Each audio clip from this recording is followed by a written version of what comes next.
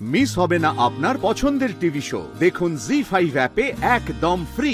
আচ্ছা অশ্বনী দেবী, আপনার কথা মতো যিনি আপনাকে বের করে দিতে চেয়েছিলেন তিনি আপনাকে আবার তার নিজের বাড়িতে আশ্রয় দিলেন, কিন্তু কেন? কারণ তখন উনি বুঝলেন যে আমাকে দমিয়ে রাখা যাবে না, তাই উনি আমাকে নজরে নজরে রাখার জন্য ওনার বাড়িতে আশ্রয় দিলেন।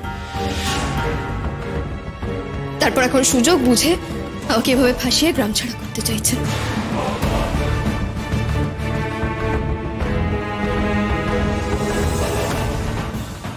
স্যার,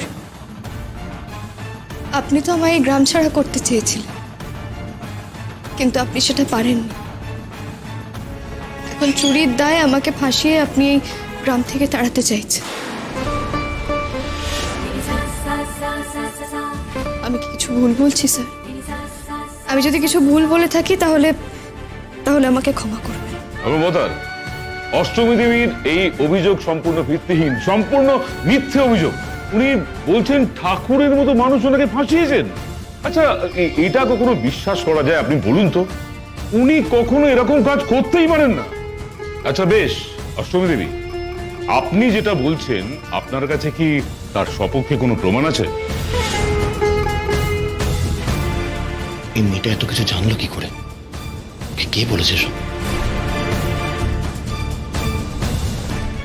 এখন যদি সত্যিটা সামনে আসে তাহলে তো বাবার সম্মান নিয়ে টানাটানি হবে।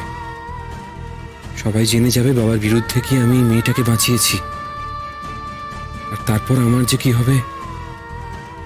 না না না, আমি নিজেকে নিয়ে ভয় পাই না, কিন্তু আমার কিছু হলে মা, ইরা।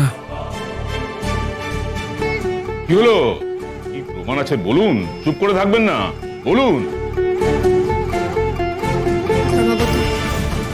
সেদিন রাতে সিংহবাড়ির অনেকেই আমাকে মন্দির থেকে উঠোনে আসতে দেখেছিলেন, কিন্তু ঠিক তার আগে মন্দির থেকে বেরোতেও আমাকে একজন দেখেছেন।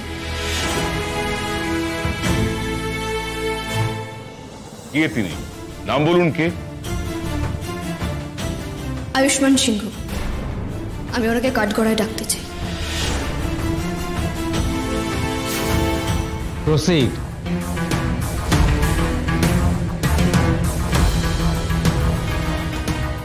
যাহা বলিব সত্য বলিব, সত্য বই মিথ্যা বলিব না।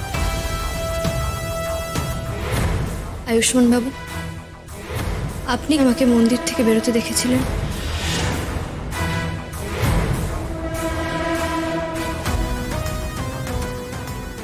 হ্যাঁ। তখন কি আমার হাতে বা গলায় কোনো হার ছিল?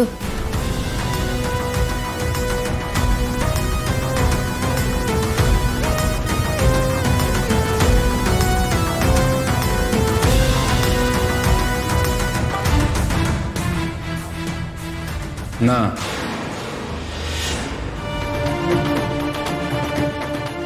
আমি ওনাকে, মানে অষ্টমীকে, খালি হাতেই মন্দির থেকে বেরোতে দেখেছিলাম।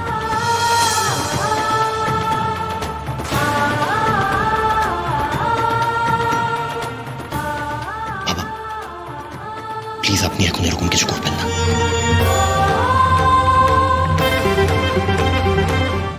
জি5 ডাউনলোড করুন আর সব এপিসোড দেখুন একদম ফ্রি।